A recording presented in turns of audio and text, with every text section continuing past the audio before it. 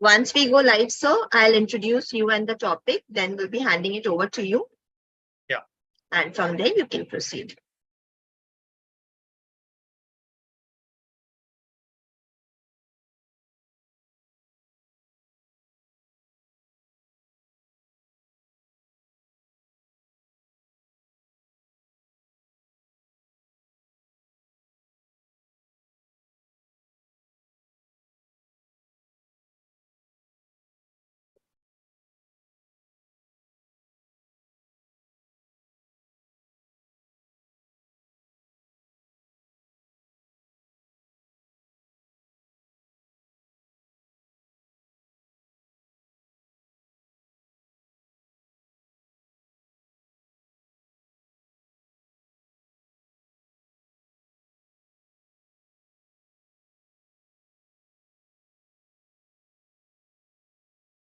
So with all your due permission, sir, we are good to start.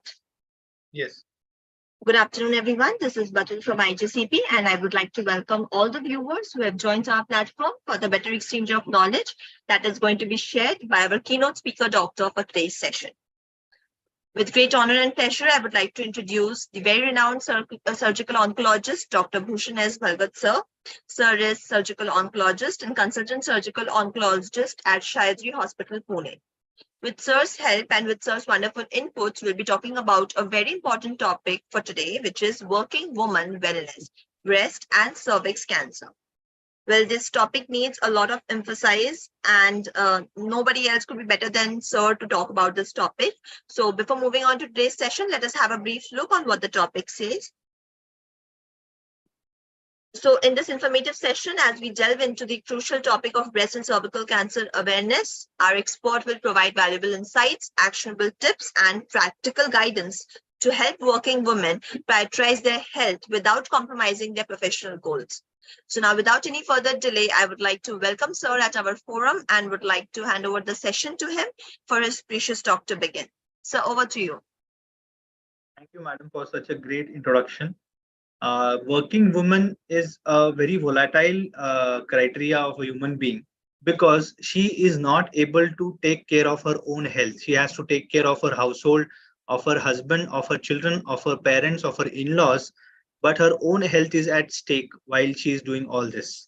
So we are going to focus on what specific steps or what specific tests she can get done to screen herself, to prevent herself from a deadly disease like cancer, especially breast and cervix cancer.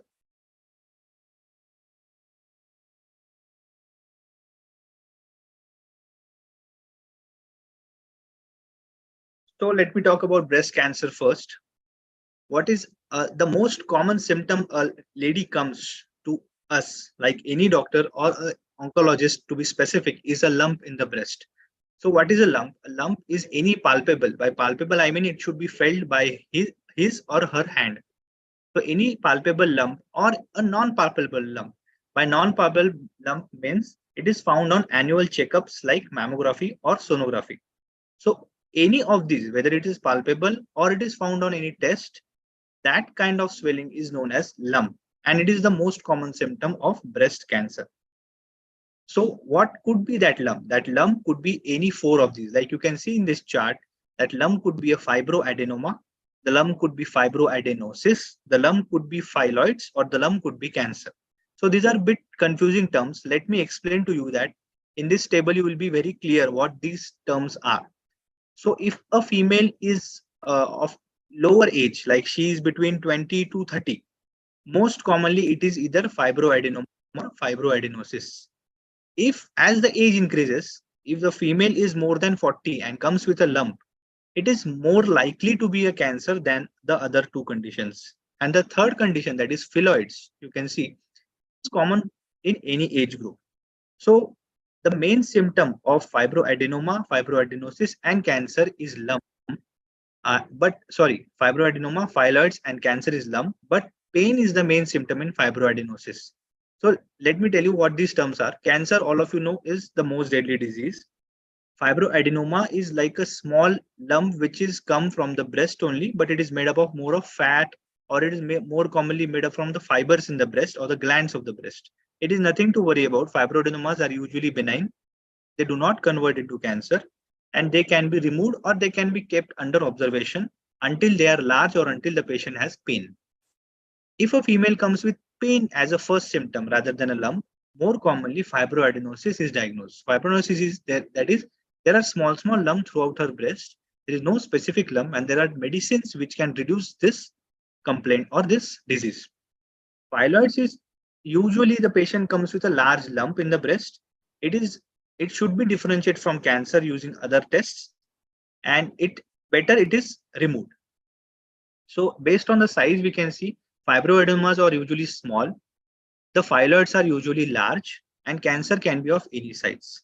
The speed of growth is also important. We ask the patient that the lump is since how many months or how many years. So usually fibroadenomas are there since many years. So if a lump is there since many years, it usually is a fibroadenoma. That is, it is not a cancer. But if the lump is very fastly growing, like the patient says that lump has come in 3 months or has come in 6 months, it is more likely to be cancer. The feel of the lump is important. That is the most important part of examination of the patient when the patient comes to a doctor, whether the lump is soft, whether the lump is firm or the lump is hard. So if it is soft to firm, it is usually not cancer. But if it is very hard, it is very fixed, it could more likely be cancer. Like fibroadenosis, I already said, the second one, fibroadenosis, there are multiple diffuse lumps in the breast. So the breast feels like a diffusely granular breast. Mobility. The fibroadenomas are usually very mobile. Like you have seen the Tom and Jerry, in that the Jerry is not easily, it doesn't come in the hands of the Tom. It runs very fast. Like that way, fibroadenoma is very mobile in the breast. It can be moved from left to right, up to down very easily. Compared to that, cancer lumps are very fixed. They can't be easily moved from left to right. The skin over the lump is very important for phylloids, especially. In phylloids, the skin over the lump is stretched because the size of the tumor is very large. While in cancer, the skin is pulled inside because the cancer goes and eats upon the skin. So the skin will go inside. While in case of fibroadenoma, the skin is usually normal. So seeing at all these features, any oncologist or any doctor tries to differentiate between these four and guide the patient accordingly. So every lump is not necessarily cancer, but any lump could be cancer. So if there is a lump in breast, although there is pain or there is no pain, one should get examined from an oncologist. Now, if there is a pain, the second most common symptom in a breast patient is pain. First is lump. So that pain could be intermittent, it could be continuous, it could be associated with or without her periods. Please remember, usually painful things are not cancer, but this is not a hard and fast rule. Cancer can also have pain. So if there is a pain, it does not mean that it is not cancer. Pain can also occur in cancer, but usually we think that if pain is there, cancer usually is not the diagnosis. The third symptom which a female comes to us is a nipple discharge. So which color, which quality, which quantity of nipple discharge is important? That questions we usually ask to the patients which come to us.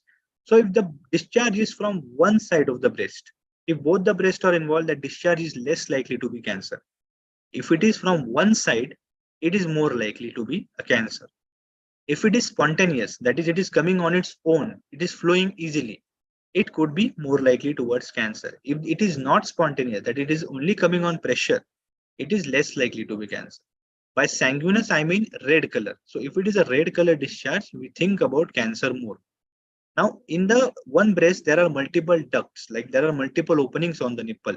So if the discharge is coming from a single duct, that is only one single dot is seen on the nipple, it is more likely to be cancer. If there are multiple dots of blood or of any discharge on the nipple, it is less likely to be cancer. So these are the characteristics which we specifically see for or ask the patient when the patient comes to us with a nipple discharge.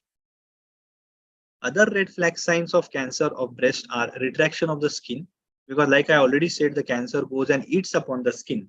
So skin goes inside, that is retraction of the skin or retraction of the nipple is also a sign of cancer, although lump is there or not. So retraction of skin and nipple is an important red flag sign of cancer.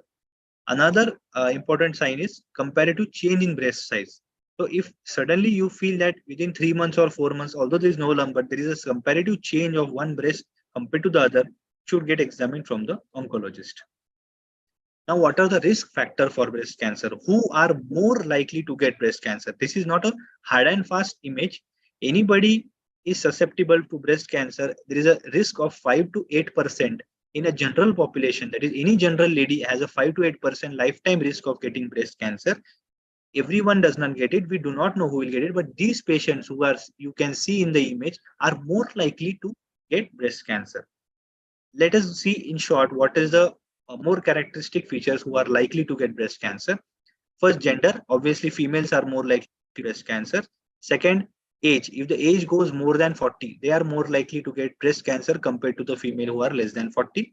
Having no children throughout their life. Although there are some patients who have had pregnancies, but they are not able to complete their pregnancies, and the children are, they have to abort, and that is not considered as a complete pregnancy, and these females are also likely of having breast cancer. So having no children, having genetic factors, like if there is a familial history, if the mother, if the aunt of the patient is having a breast cancer, and now this lady who has come to us is having a lump, we specifically test for breast cancers in those females.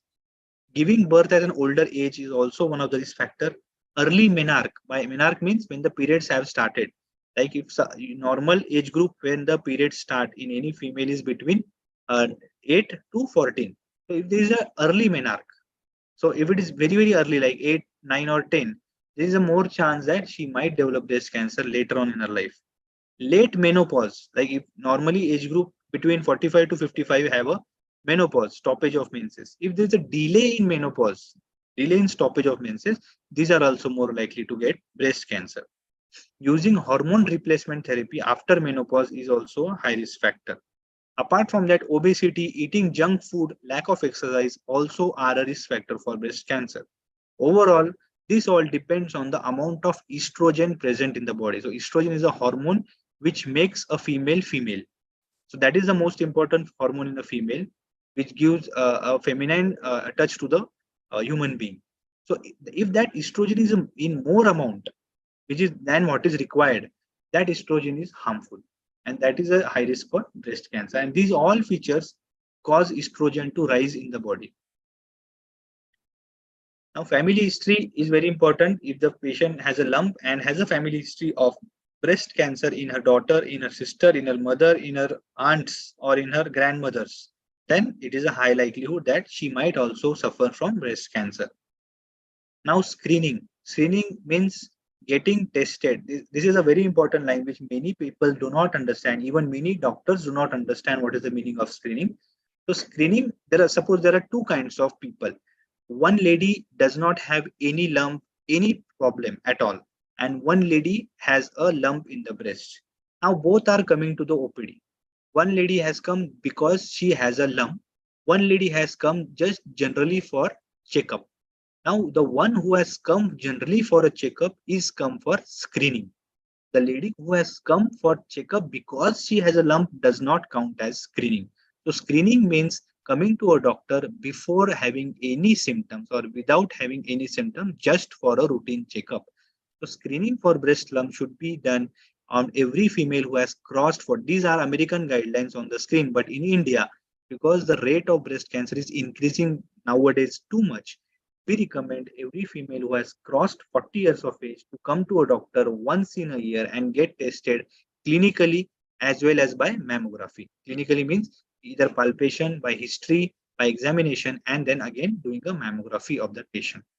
So this is meaning of screening.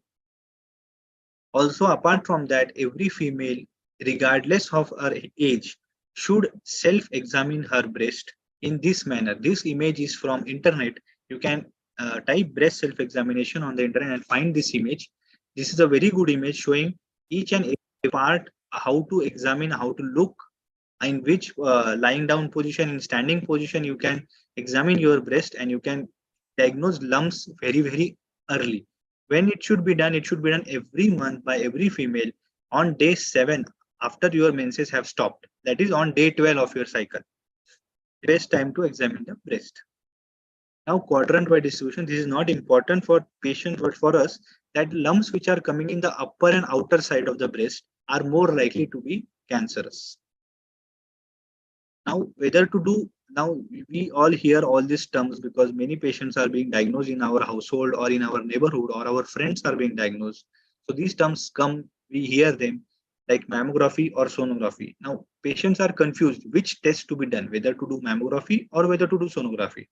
So patients who have crossed 35 or 40 years of age should get a mammography done. Patients who have less than 35 or 40 and having lump, they should get a sonography done. But this is not exclusive. The radiologist can decide whether she wants a mammography along with sonography in any patient and can diagnose accordingly. But this is a general criteria. I'll skip this slide. This is not for a general public. BIRAD score. This score you can find on your mammography report. If you do not find this word BIRAD score on your mammography or on your sonography report, please consult the radiologist again and please ask them to give the score, because based on this score we can diagnose. We can help to diagnose breast cancer. Now, whether to do FNAC or biopsy. So any lump, if we are coming to diagnose, so we have to put a needle inside the lump to know whether, and put a needle and take the specimen outside to know whether this is really a breast cancer or it is a benign thing. So FNAC and biopsy are two terms which we commonly use in medical terminology. FNAC is a small needle, biopsy is a large needle. So we usually prefer a biopsy over FNAC. A larger needle gives a larger chunk. A larger needle helps us do other tests also. And ideally, a sonography guided biopsy should be done rather than directly doing it in the OPD. Now coming to the treatment, very important. Breast cancer patients come to us and they ask what treatment options for us. Is surgery compulsory? They also ask, now we have already been operated, is chemotherapy compulsory after surgery? So yes, all three treatment options are equally important. Surgery, chemotherapy, and radiation. These are the three treatment options for any breast cancer patient. And we decide based on the reports whether to do all three, whether to do only two, or whether only one is required. Surgical oncologist, I operate upon breast cancer patients. So there are, like to emphasize on the surgical part also, there are two types of surgery which any breast cancer patient can undergo, either just removal of the lump or removal of full breast. Both options are equally effective. The only difference is that if we are removing only and we are saving the breast, radiation has to be taken compulsory additionally. Now, if we are removing the complete breast, there is a less chance that radiation will be required, but that all depends still on the surgical report. After the surgery, that will be decided whether radiation has to be taken or not. And chemotherapy, yes, in Indian settings, because the lumps, usually patient comes after the lumps are diagnosed. We are not still very educated. People are not very educated to get screening done. So people come after they are having any lumps. So lumps are usually of larger size, more than 0.5 or more than 1 centimeter. And any breast cancer which is more than 0.5 or more than 1 centimeter, chemotherapy has to be taken. This is a dictum. More than 0.5 or more than 1 centimeter chemotherapy has to be taken in a breast cancer patient. So surgery, chemotherapy, and radiation are three options for any breast cancer patient. Now coming to the cervix cancer, this was all about breast cancer. For cervix cancer, the most common, let us see the most common risk factors. By risk factors, I mean which patients are more likely to get cervix cancer. First of all, cervix cancer occurs in old age. That is, it is not old, does not mean 80s, 90s. Old age means after 50s or after 60s, cervix cancer rate starts increasing. The most common risk factor is HPV.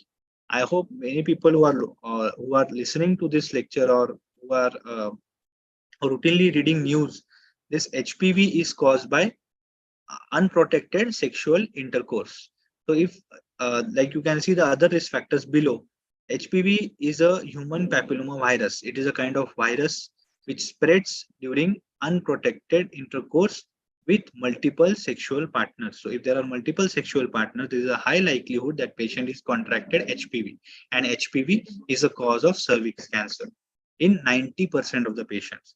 So if there is a multiple sexual partner history, if there is a history of sexually transmitted diseases, this is very likely to convert into cervical cancer in the long run. If other risk factors are smoking, having more than 4 pregnancies, having a family history of cervix cancer, having an immunodeficiency. By immunodeficiency, I mean some disease which is causing immunity to come down, like AIDS, or if the patient unfortunately has undergone any transplant, organ transplant, Patient has to take some drugs or medicines which is causing immunity to come down. These patients are high likelihood to get cervix cancer. So now how to prevent ourselves from cervix cancer? Cervix cancer, like I said, 90% of the cases are occurring due to HPV, this virus. So first and foremost, removing the risk factor, that is removing the HPV or trying to prevent the HPV, what we can do is get vaccinated. Now, when to get vaccinated?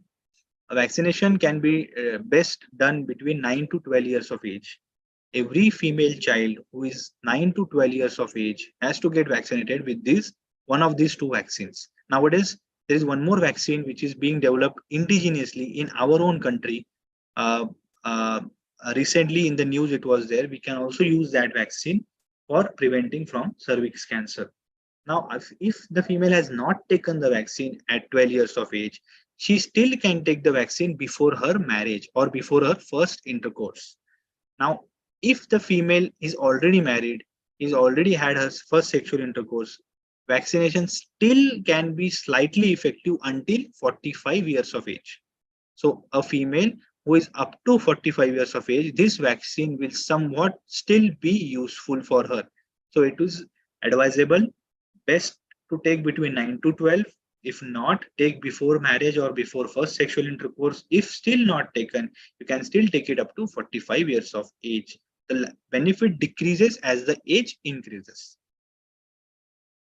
Now, if you have although taken the vaccine or you have not taken the vaccine, screening is important. Like before any symptoms of cervix cancer come, what are the symptoms of cervix cancer? In short, I would like to tell: bleeding, heavy bleeding per vaginum, or white discharge which is not stopping with antibiotics, or there is pain during intercourse, pelvic pain during intercourse. These might be symptoms of cervix cancer.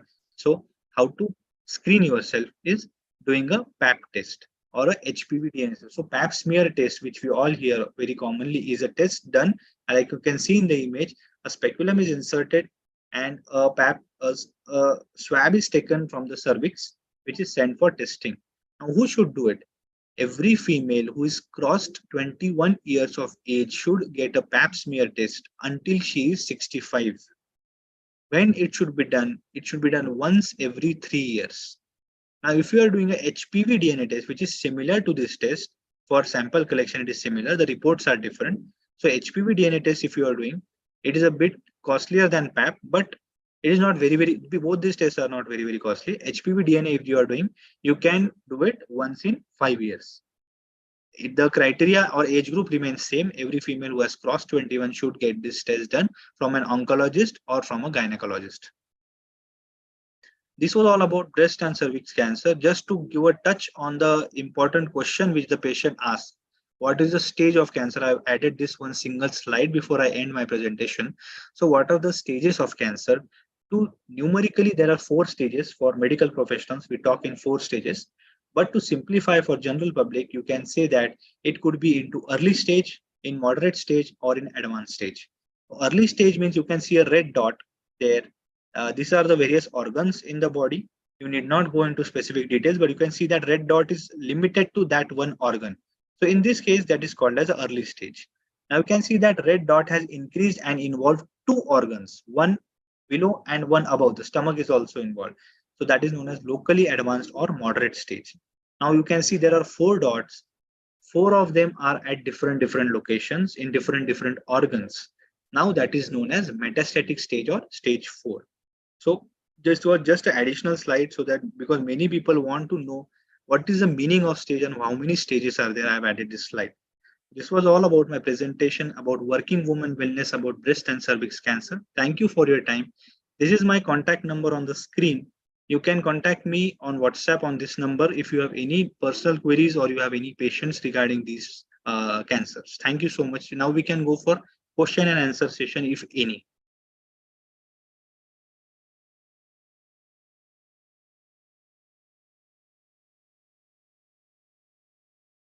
Thank you so much, sir. Thank you for your presentation and for delivering the talk on such an important topic and emphasizing about this. This is a very crucial and volatile topic for women, especially because they have to handle both professional and personal life, but they themselves forget to take care of their health. So, thank you so much for emphasizing upon this topic. We have received a few questions that I would like to put across to you. The first question has been received by Dr. Suman ma'am. Dr. Suman ma'am wants to know what is the most common complication of MRM in lymphedema? How can it be managed? So yes, MRM is a modified radical mastectomy. This is a surgery in which the whole breast and the axillary lymph nodes are removed, and lymphedema can occur if the lymph node dissection is done excessively. So there is a limit to how many lymph nodes have to remove. There is a limit to which area have to be removed in the axilla. So if that is done above the, I guess Suman is a medical professional, so she is very specifically asked this question. So if we go above the axillary vein while removing the axillary lymph nodes, that might cause more amount of lymphedema. The way to prevent is the best way is to use sentinel lymph node biopsy. By sentinel lymph node biopsy, we can know whether actually axillary node dissection is required or not. And if it is required on sentinel node biopsy, you have to stay below the vein. You should not strip away the axillary vein. And if at all, even after doing this, there is a slight chance of lymphedema. There are multiple lymphedema counselors or lymphedema physiotherapists who can help reduce lymphedema using manual compressions, or there are machines used for lymphedema compressors. They can help relieve lymphedema. I hope I have answered adequately. Thank you so much, sir, for answering this question. We will move to the next question that we have received, and the question is from Dr. Malik. Dr. Malik wants to know the BCS treatment. BCS treatment. Yes. Okay, so for any breast lump, like I said, surgery can be done in two ways. One is removing the whole breast, and one is removing only the lump. So BCS full form is breast conservation surgery, in which we only remove the lump with wide margins and we conserve the breast. We do not remove the rest part of the breast. That is known as breast conservation surgery. The axillary part depends on the sentinel lymph node biopsy, like I previously answered. So basically, BCS is removing only the lump with wide margins and preserving the breast. Thank you so much, sir. Thank you for answering this question. We have received another feedback from Dr. Madhuri. Dr. Madhuri Bhalgat, ma'am has written very well presentation, very accurate for women for today's time. So thank you so much, ma'am, for sharing your feedback. And we will surely next time will again come with such an interesting topic on women and with sir, so that it helps everybody present at our platform. So thank you so much, sir. That was all for today. And with this, we can conclude the session here for today until next time. And with all your last comments, we would like to conclude the session here. Thank you so much, ma'am. Thank you so much, sir. Have a great day.